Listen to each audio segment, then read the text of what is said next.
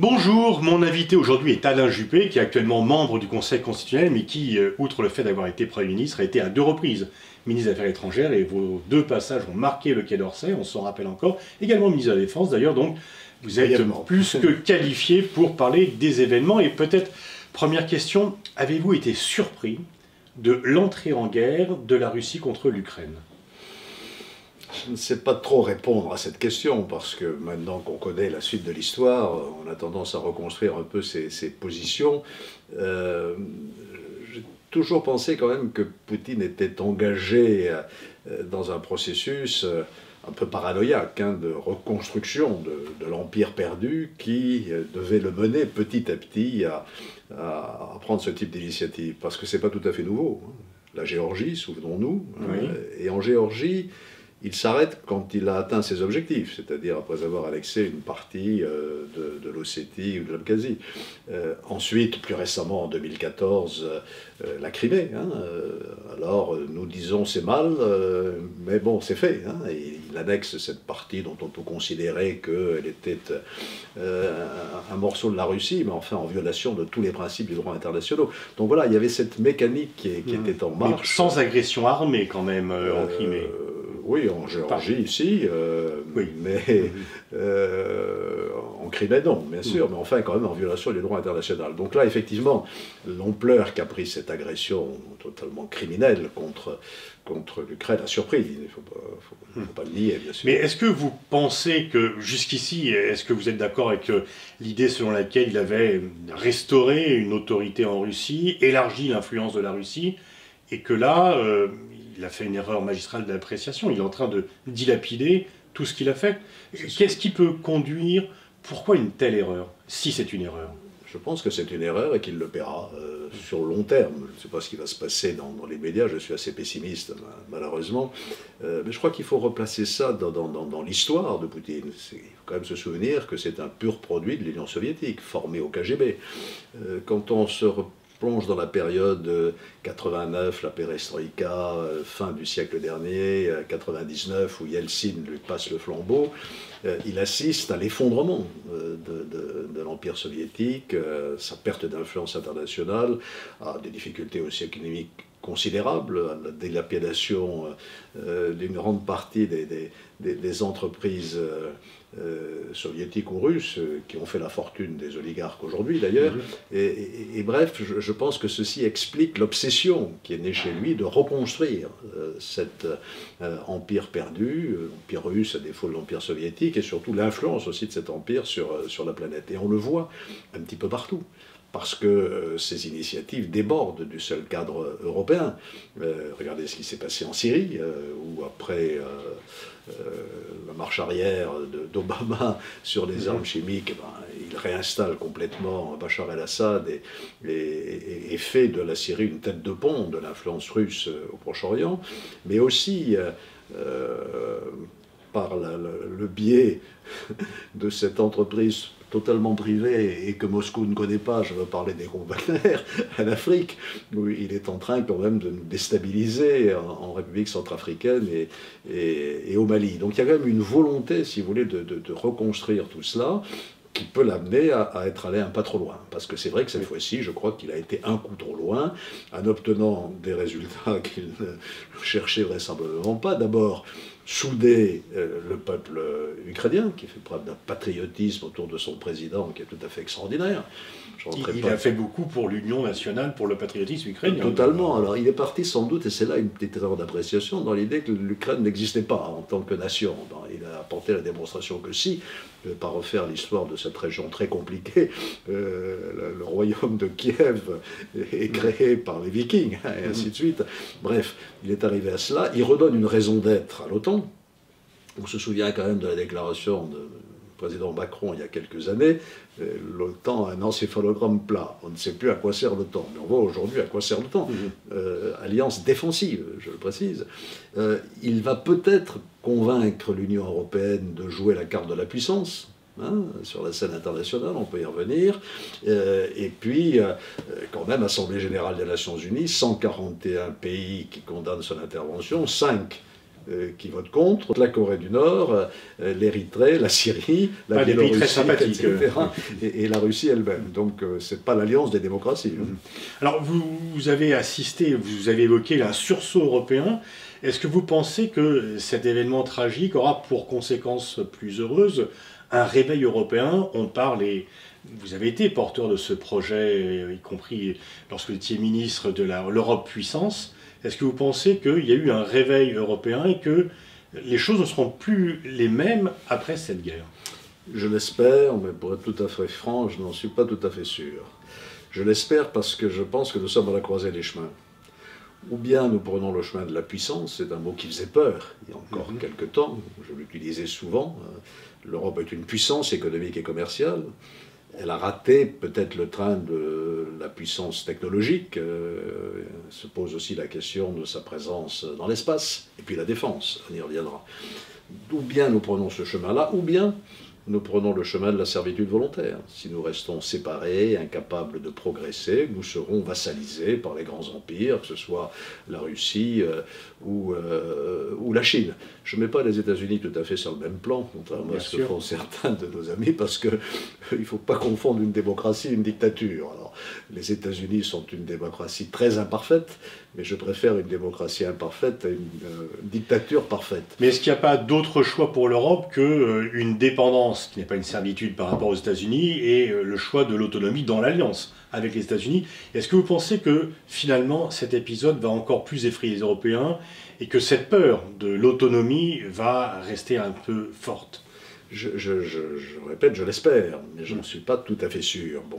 Alors, il y a eu des signes qu'on a considérés comme historiques. Hein, le fait que, par exemple, l'Union européenne accepte de livrer des armes à l'Ukraine, ce qui est un fait tout à fait nouveau. La prise de conscience aussi en Allemagne de la faiblesse de l'outil de défense allemand et l'effort budgétaire qui est engagé. Donc, il y a des signes avant-coureurs. Mais je connais l'extraordinaire difficulté à faire avancer l'Europe de la défense. L'idée que vous évoquiez d'avoir au sein de l'Alliance Atlantique, dont il n'est pas question de sortir, je rappelle que De Gaulle n'en est jamais sorti, hein, au sein de l'Alliance Atlantique, ce qu'on a appelé parfois un pilier européen de défense, ça remonte Saint-Malo, 98, Chirac, Blair, etc. J'avais vécu ça tout à fait en direct, où les Britanniques avaient un peu bougé. Ils sont revenus complètement en arrière, ils sont partis. Bon, c'est peut-être une opportunité pour avancer dans cette voie-là. Mais je nuance mon optimisme parce que vous avez encore certains des pays européens comme la Pologne ou la Hongrie qui sont viscéralement convaincus que la seule garantie c'est le parapluie américain. Hein, et l'Allemagne a longtemps été sur cette voie-là aussi. Donc voilà, on est à un tournant. J'espère que ce tournant, on va le prendre dans la bonne direction. Non pas dirigé, je le répète, contre l'Alliance, dans l'Alliance, mais en nous donnant les moyens, ce qui suppose des efforts budgétaires accrus de la part des pays européens pour se doter des moyens de se défendre. La France a commencé avec sa nouvelle loi de programmation militaire. L'Allemagne s'engage dans cette voie. Et puis, aller un coup plus loin. Alors, il y a des signaux un peu en sens inverse. L'Allemagne vient de commander des F-35, je crois. On peut le comprendre, puisque le nouvel avion de combat du futur de l'Europe, il sera prêt dans 20 ans. Donc, entre-temps, il faut bien se donner les moyens de... Mais il faut progresser dans cette direction. Et moi, je pense qu'avant de s'engager dans la création d'une armée européenne, qui reste, j'espère, pas une utopie, mais en tout cas un projet très lointain, il faut renforcer la base industrielle de défense de l'Europe. Il y a un outil qui a été créé il y a quelque temps, là, qui est le Fonds européen de défense, modeste, un peu moins de 8 milliards d'euros, mais qui permet de commencer à travailler sur des projets de recherche ou d'équipement commun. Est-ce que vous avez peur que Poutine ne s'arrête pas là? Et s'il devait aller plus loin, que pourrait-il faire? Est-ce que son échec quand même relatif et patent en Ukraine va l'empêcher d'aller plus loin? Ou est-ce qu'au contraire, il pourrait, pour sortir de l'impasse dans laquelle il s'est lui-même mis, augmenter son agressivité? Tout est possible. Tout est possible avec un homme comme celui-là. Moi, je le connais assez mal. Je l'avais rencontré une fois à Bordeaux, où il était venu en voyage officiel, donc j'avais passé une journée avec lui.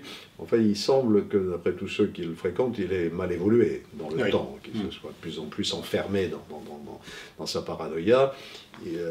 D'après les signaux qu'on entend, à vérifier, Il semble qu'il ait été assez mal informé de ce qui allait se passer. Il a cru qu'en quelques jours, il allait balayer les résistances ukrainiennes et atteindre ses objectifs. Donc voilà, il est tellement enfermé dans ce monde clos. Enfin, la mise en scène de certaines de ces réunions est absolument ubuesque, si ce n'était pas tragique et dramatique. Donc il peut aller un peu plus loin. La Moldavie est très inquiète, même la Pologne. Enfin, le dernier bombardement, il est à 20 km de la frontière polonaise. Hein, donc, et il a quand même, franchi un tabou qu'on n'avait pas du tout remis en cause depuis des décennies, qui est de parler de la dissuasion, de l'arme nucléaire, de l'utilisation de la force nucléaire. Donc voilà, il faut être extrêmement vigilant. Je pense qu'à un moment ou à un autre, il faudra se remettre autour de la table, avec Poutine ou avec son successeur. Pardon de cette banalité, mais la Russie, on ne peut pas l'ignorer. C'est le plus grand pays du monde, c'est un voisin, le peuple russe a avec nous toute une histoire de liens intellectuels, universitaires, économiques, etc. Donc il faudra bien reparler à la Russie, mais moi l'idée c'est qu'il faut le faire en position de force. Et aujourd'hui, nous ne sommes pas en position de force parce qu'on le voit bien. Face à quelqu'un qui n'hésite pas à brandir la menace nucléaire, on a eu raison de dire qu'on n'allait pas envoyer des avions ou des troupes en Ukraine, parce que là, on ne sait pas où on s'arrête, et on peut déclencher le cataclysme mondial.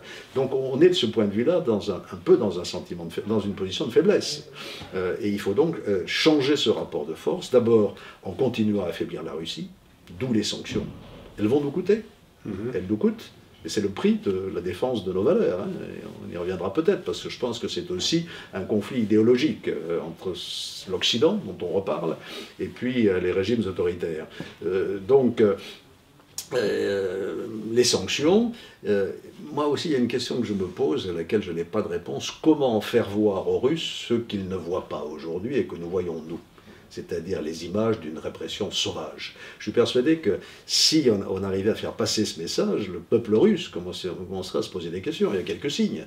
Et du coup, est-ce que c'est pas une erreur que tous les Occidentaux quittent le territoire russe et coupent un peu les contacts avec ce qui pourrait être nos partenaires en Russie ? Peut-être, mais enfin, je me garderais bien de me prononcer parce que leur sécurité est en cause aussi. Hein. Donc c'est un peu compliqué. Donc affaiblir la Russie et renforcer le camp des démocraties, j'en ai parlé pour ce qui concerne l'Europe, et pour cela, il est vraiment capital de maintenir notre unité. Et on parlait de la possibilité pour l'Europe d'aller un coup plus loin. On voit bien quand même que nous avons des divergences d'intérêts entre nous. Et la question énergétique est une question centrale de ce point de vue-là. On ne peut pas se désolidariser de l'Allemagne qui tire, je ne sais plus les chiffres varient, 30 à 40% de ses ressources énergétiques du gaz russe. Et donc, pour l'instant, on est en situation de faiblesse. Là, il va falloir reconstruire notre indépendance énergétique ou notre autonomie énergétique. La même surprise, c'est l'unité des Européens qui ont fait front commun quand même par rapport à ces événements. Ça a été une très très bonne surprise, je m'en réjouis. J'espère qu'elle va durer. Mais du coup, est-ce que la normalisation des relations entre l'Occident, les pays européens et la Russie sera possible tant que Poutine sera au pouvoir ? Je ne sais pas répondre à cette question. D'abord, comment faire en sorte qu'il n'y soit plus ? C'est une question qui n'a pas de réponse aujourd'hui. Est-ce qu'il peut lui-même évoluer ? Est-ce qu'il peut se rendre compte de son échec ? Je ne sais pas ce qu'il faut penser de ces négociations actuelles entre la délégation ukrainienne et la délégation russe. Je ne vois pas très bien à quoi on peut aboutir à partir du moment où Poutine dit c'est pas négociable. Voilà mes objectifs, ils ne sont pas négociables, et où les Ukrainiens disent à peu près la même chose. Alors, il faut quand même noter que Zelensky a fait un pas considérable. Sur l'OTAN. Sur l'OTAN, en acceptant de dire, bon, ok, l'Ukraine ne rentrera pas dans l'OTAN, et même sur les provinces orientales, enfin le Donbass, en expliquant qu'il fallait se poser la question de l'autonomie. Il y a peut-être eu là une erreur quand même, parce que dans les accords de Minsk, cette autonomie de ces deux États qui ont déclaré leur indépendance, Donetsk et puis Lugansk, voilà, était au programme, mais on n'a pas avancé dans ce domaine-là. Donc voilà, il y a encore peut-être une marge de négociation, peut-être que Poutine, devant l'échec qui est le sien quand même aujourd'hui, en grande partie, peut évoluer et redevenir un interlocuteur. Mais il restera quand même dans la mémoire des Occidentaux son passage à l'acte, qui va quand même durablement affecter la perception que l'on peut avoir. Bien sûr, je pense que de toute façon, bon, sans se placer exclusivement sur le plan de la morale, qui pour moi compte quand même en politique étrangère. Il n'y a pas que la réelle politique, il y a la morale aussi. Il est coupable de crimes de guerre absolument épouvantables. Bombarder des maternités, des écoles, contraindre des grands-mères impotentes à franchir un fleuve sur une planche de bois large de quelques dizaines de centimètres. Enfin, on voit des images atroces. Et une sauvagerie, c'est quelque chose qui lui collera à la peau. Hein. Donc, ce sont des crimes de guerre. Oui, absolument. Et la Cour pénale internationale a ouvert une enquête. Donc, oui. J'ai toujours cru au multilatéralisme et à la justice pénale internationale. On en connaît les limites, hélas. Est-ce que vous pensez aussi que ceci avoir comme reconfiguration du monde géopolitique, une union plus forte entre la Russie et la Chine? Et comment interprétez-vous l'attitude de la Chine par rapport au conflit, qui ne soutient Poutine, mais quand même avec quelques réticences? Oui, je disais à l'instant que ce conflit avait aussi une dimension idéologique, et sans vouloir caricaturer les choses, c'est quand même le combat entre les démocraties et les dictatures. Hein, qu'on le veuille ou non. Les démocraties sont contestées, elles sont en crise, tout ce qu'on voudra, mais enfin, on n'a pas trouvé mieux que la démocratie représentative pour garantir les droits et libertés fondamentaux de la personne humaine. Et de l'autre côté, vous avez, face à la crise des démocraties, un retour en force des régimes autoritaires qui sont un peu plus à la mode. Voilà. Alors, la Russie, je n'hésite pas à utiliser le mot dictature. Enfin, la différence entre la démocratie et la dictature, c'est que quand vous critiquez le gouvernement, dans une dictature, on vous met en prison, et dans une démocratie, on vous laisse parler. Donc là, il y a un point de clivage qui est essentiel. Donc voilà, je pense qu'on est dans cette opposition, et de ce point de vue, il y a une parenté évidente entre la Russie et la Chine. Entre régimes autoritaires, on se comprend, on s'apprécie, on se soutient. Sauf que, et vous avez raison de le signaler, la position de la Chine est-ce qu'il faut dire ambiguë, disons plus complexe. Hein, la Chine ne vote pas au Conseil de sécurité avec la Russie. Elle n'a pas son droit de voter, elle s'abstient. Oui, alors que d'habitude, les deux pays votent ensemble. Absolument. Donc là, ça prouve qu'il y a une certaine prise de distance que j'explique, moi, pour des raisons peut-être un peu de principe. La Chine a fait quand même de la non-ingérence à l'extérieur de ses frontières un principe fondamental de sa politique étrangère, avec plus ou moins de sincérité, bien sûr, et puis un souci économique. La Chine est très inquiète de voir l'économie mondiale entrer dans une phase de récession. Elle a besoin d'une croissance de 4 à 5% pour absorber les 300-400 millions de paysans chinois qui n'ont pas encore accédé à un niveau de vie satisfaisant. Or, pour maintenir ce niveau de croissance, même si elle a réorienté son économie vers la consommation extérieure et pas uniquement vers l'exportation, elle est quand même très dépendante de ses relations économiques avec l'Europe, etc.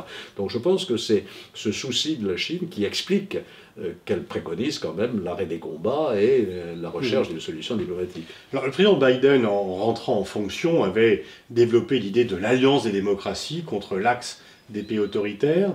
Alors effectivement, on peut dire d'un seul côté, cet axe des pays autoritaires se révèle dans l'action, le sommet Xi Jinping-Poutine lors des Jeux Olympiques et maintenant aujourd'hui une relative protection chinoise de la Russie. Mais est-ce que vous ne voyez pas un côté un peu prophétie auto-réalisatoire de trop pousser l'un et l'autre dans les bras en s'opposant? Est-ce qu'il n'y a pas le risque d'une nouvelle division qui correspond à la fois à des critères politiques, mais est-ce que notre intérêt ne serait pas plutôt à chercher à qu'il y ait le moins de rapprochement possible entre ces deux régimes? Vous avez raison. Je crois qu'on n'a pas intérêt à ressusciter quelque chose qui ressemble à la guerre froide, enfin, avec un nouveau mur, qui remettrait de côté la Russie, la Chine et quelques autres États autoritaires. Donc il faut l'éviter. C'est la raison pour laquelle il faut garder avec la Chine un fil direct, si je puis dire, continuer à parler à la Chine, continue même à parler à la Russie. Hein. C'est ce qu'essaye de faire le président Macron dans des conditions extraordinairement difficiles. Donc il ne s'agit pas non plus même quand je parle d'affrontement idéologique, de rentrer systématiquement dans une opposition à tout ce qui n'est pas nous-mêmes. Hein. Bon, je pense qu'il faut être fier de nos valeurs. Hein. ce sont les nôtres. Et ces valeurs, elles tournent autour quand même, aussi bien dans les textes fondamentaux des États-Unis, de la France, la Déclaration des droits de l'homme et du citoyen, la Charte des droits fondamentaux, sur l'idée qu'au cœur de tout ça, il y a la dignité de la personne humaine. Bon, c'est fondamental. D'autres ne partagent pas cette vision et considèrent que, après tout, l'intérêt collectif, la communauté, la collectivité, ça peut primer sur les droits et libertés individuelles. Bon, alors, quand on a dit ça, est-ce que on parle du déclin de l'Occident, de la décadence de l'Occident, de la décadence de... Nous ne sommes plus le centre du monde, c'est clair. Est-ce que c'est une raison pour renoncer à nos valeurs? Non. Nous ne cherchons pas à les exporter et les imposer aux autres, s'ils n'en veulent pas, mais nous les gardons. Enfin, on a fait cette erreur quelquefois. Je dirais, je me projette sur l'avenir pour aller dans votre sens, pour éviter de ressusciter une espèce d'affrontement entre blocs. Donc, n'y renonçons pas, et puis acceptons de parler avec ceux qui ne les partagent pas. Vous êtes toujours intéressé à l'Afrique, et notamment en plus comme maire de Bordeaux. Quel est votre sentiment par rapport à ce partage des votes africains, où on voit que de nombreux pays africains, sans voter avec la Russie, n'ont pas voulu la condamner? Ça m'inquiète beaucoup.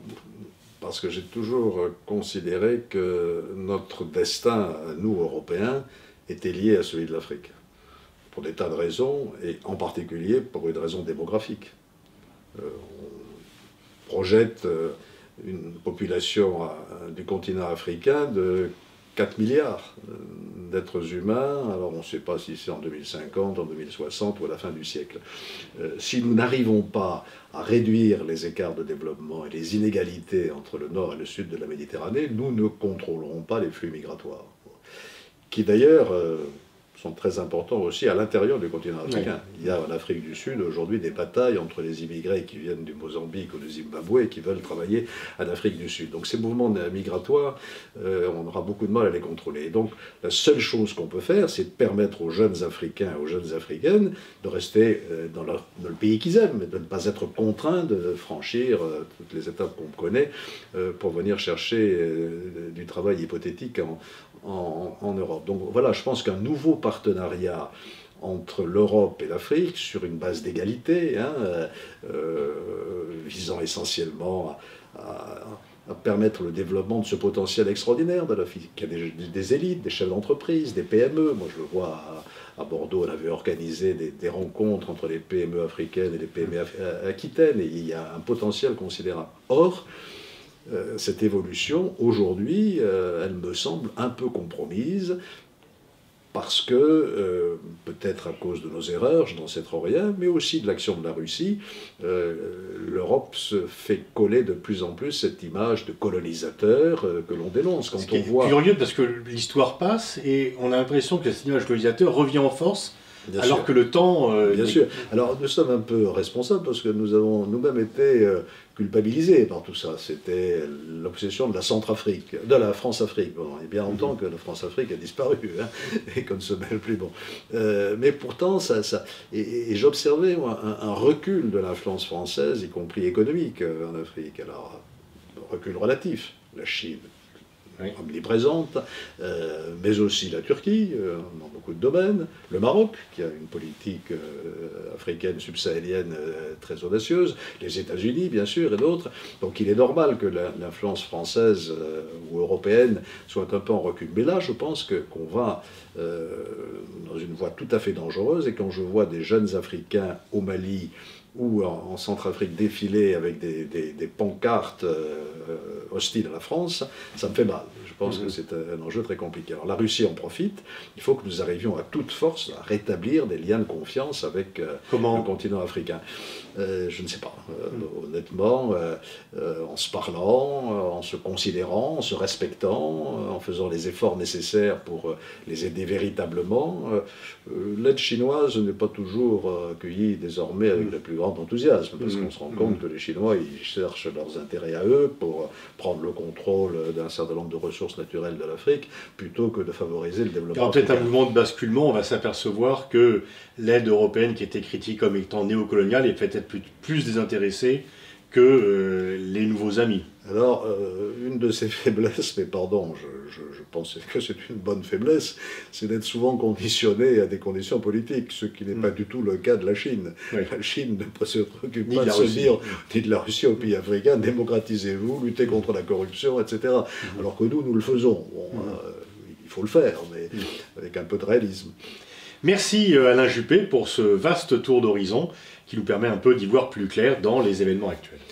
Oui, dans une situation quand même très confuse. Oui. Merci en tout cas de votre invitation, je prends toujours beaucoup de plaisir à venir chez vous. Merci beaucoup.